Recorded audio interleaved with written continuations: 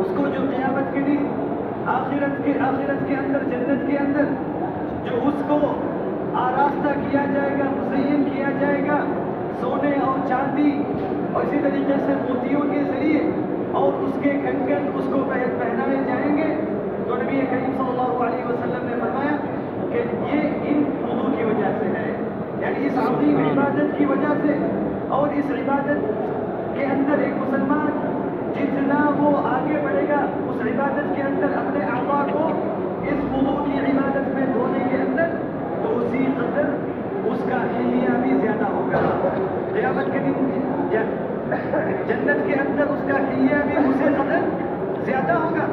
جیسا کہ نبی کریم صلی اللہ علیہ وسلم نے اس حدیث کے اندر بیان فرمایا۔ اور پھر یہ امتیاز نبی کریم صلی اللہ علیہ وسلم نے اس امت کے تعلق سے اور اس خصوصیت کو نبی کریم صلی اللہ علیہ وسلم نے اس امت کے لیے بھی بیان کیا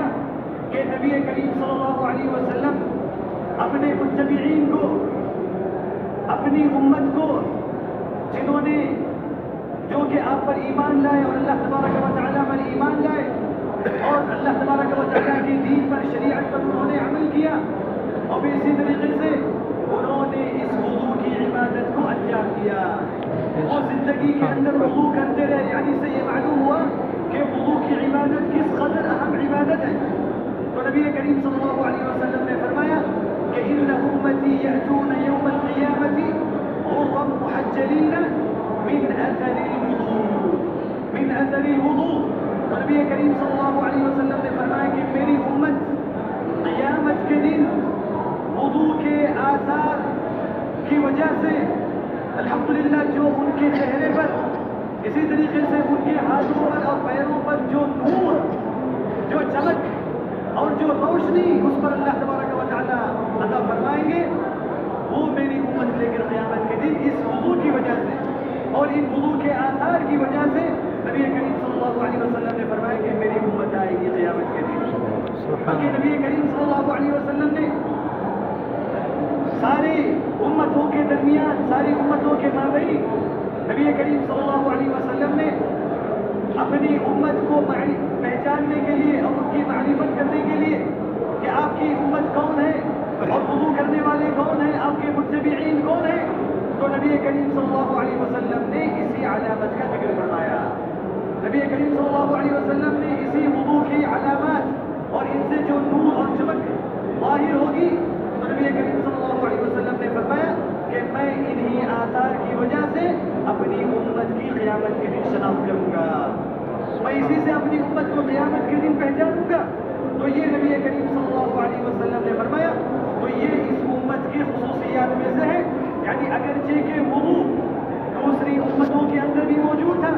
جیسا کہ ہم نے کہا اس سے پہلے درسوں کے اندر کہ یہ وضو سنن الفطرہ میں سے ہے، یہ وضو سنن الفطرہ میں سے ہے، یعنی یہ فطری چیزیں ہیں اور یہ فطری خصال اور فطری عادتیں ہیں، اور یہ وہ عادتیں ہیں اور یہ وہ خصال ہیں جن پر اللہ تبارک و تعالیٰ نے انسانوں کو پیدا فرمایا۔ تو ان کے اندر نبی کریم صلی اللہ علیہ وسلم نے 10 خصال کا، 10 خصلتوں کا نبی کریم صلی اللہ علیہ وسلم نے ذکر فرمایا، اور ہم نے ان کو گزشتہ درسوں کے اندر ذکر کیا۔ تو اس کے اندر نبی کریم صلی اللہ علیہ وسلم نے مضمضہ کو، یعنی کلی کرنے کو، اور بھی اسی طریقے سے غسل المواجب کو، یعنی انگلیوں کے مابین جو جوڑ ہے ان کو دھونے کو، اور بھی اسی طریقے سے ناک میں پانی لینے کو، استنشاق کو نبی کریم صلی اللہ علیہ وسلم نے ذکر فرمایا۔ اور بعض احادیث کے اندر صراحتاً وضو کا ذکر موجود ہے، یعنی اگلی امتوں کے اندر وضو جو ہم سے پہلے امتیں گزر چکی ہیں کہ ان کے درمیان بھی یہ وضو موجود تھا، اللہ تبارک و تعالیٰ نے ان کو بھی اس کا حکم دیا تھا، جیسا کہ نبی کریم صلی اللہ علیہ وسلم نے اپنی حدیث کے اندر ابراہیم علیہ السلام کے قصے کے اندر، جس میں نبی کریم صلی اللہ علیہ وسلم نے یہ ذکر فرمایا کہ جب ابراہیم علیہ السلام اپنے اہل کے ساتھ، یعنی سارہ رضی اللہ تعالی عنہ کے ساتھ، جب ابراہیم علیہ السلام اس بادشاہ پر سے گزرے جو کہ یعنی جہاں جو بھی وہاں سے گزر تھا اور جو عورتوں کا گزر वो ग़स्बन उन औरतों को अपने कब्जे में ले लेता। तो उस हदीस के अंदर नबी करीम सल्लल्लाहु अलैहि वसल्लम ने जिक्र किया कि जब सारा रज़ियल्लाहु तआला अन्हा उसके पास पहुंची तो वो उन्होंने वुज़ू किया और नमाज के लिए खड़ी हो गई। और इसी तरीके से इब्राहीम अलैहिस्सलाम के ताल्लुक़ से भी यही जिक्र मौजूद है। तो इसलिए उमूमन वुज़ू अल्हम्दुलिल्लाह दूसरी उम्मतों के अंदर भी मौजूद था, मगर ये कि ये मारिफत और ये शनाख्त और इनके अंदर कबूल के आसार और इनके अंदर चमक और दमक,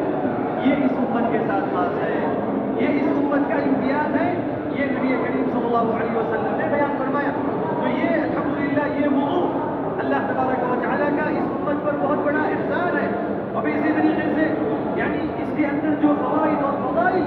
अल्लाह तबारक व तआला ने इसके अंदर रखे हैं, ये भी एक इस उम्मत के लिए बहुत बड़ा एहसान है। क्योंकि हमने अभी तक गुज़श्ता दर्सों के अंदर इस वुज़ू के ताल्लुक़ से 10 से ज़्यादा फ़वाइद का हमने जिक्र किया है। 10 से ज़्यादा फ़वाइद का जो सही अहादीस के अंदर मौजूद है, हमने उनको जिक्र किया है। तो इससे मालूम ये हुआ कि ये वुज़ू यानी कोई आम चीज़ नहीं है। वुज़ू की इबादत कोई आम चीज़ नहीं है। ये वुज़ू एक अहम चीज़ है, एक अहम जो इबादत है। तो इसीलिए हम में से हर मुसलमान को चाहिए कि वो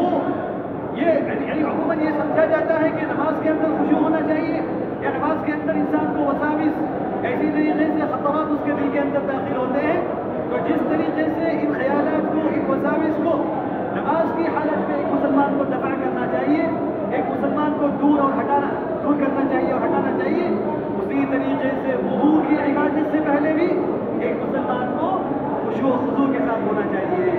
उसकी क़द्र पहचानना चाहिए। और इसीलिए हमने इन फ़ज़ाइल को जिक्र किया, क्योंकि जब तक हमको किसी चीज़ के ताल्लुक़ से, किसी इबादत के ताल्लुक़ से, किसी भी चीज़ के ताल्लुक़ से जब तक उसके फ़ज़ाइल का इल्म नहीं होगा,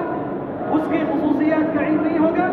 यानी आदमी हकीकत में उसकी क़द्र नहीं पहचानेगा, आदमी हकीकत में उसकी ताज़ीम और नहीं करेगा और इसी तरीके से उसका हक़ अदा नहीं करेगा। तो इसीलिए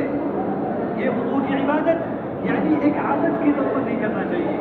एक आदत के तौर पर जैसे कहा जाता है रोटी जैसे होती है वैसे नहीं होना चाहिए, बल्कि वुज़ू शुरू करने से पहले, वुज़ू करने से पहले नीयत का इस्तिहदार होना चाहिए। दिल में नीयत का इस्तिहदार होना चाहिए। और इन फ़ज़ाइल को जो हमने जिक्र किया और जिक्र करने वाले हैं, उनको अपने ज़हन में महफूज़ करना चाहिए, उनको अपने ज़हन में लाना चाहिए, ताकि हम इस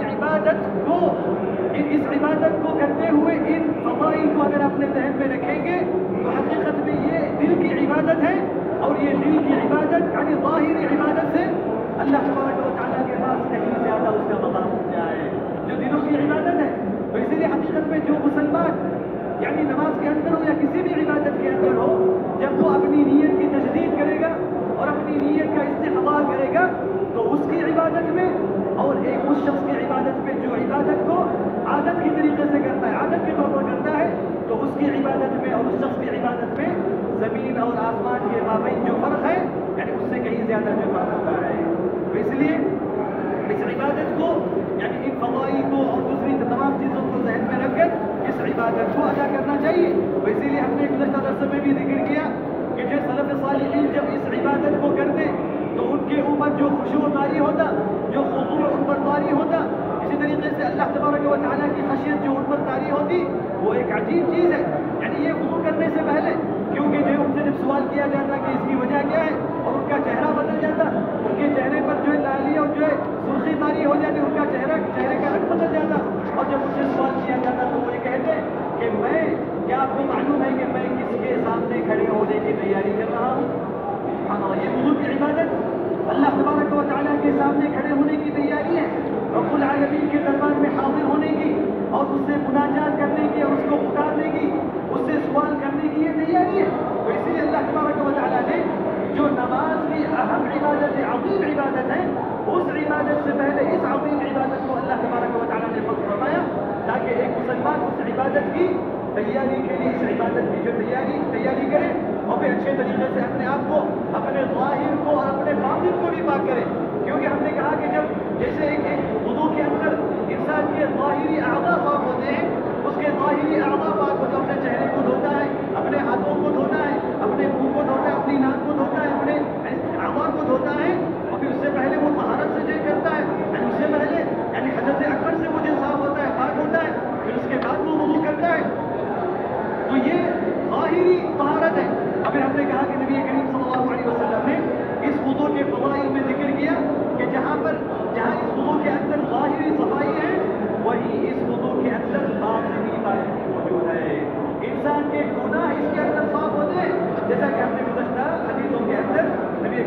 مطلب یہاں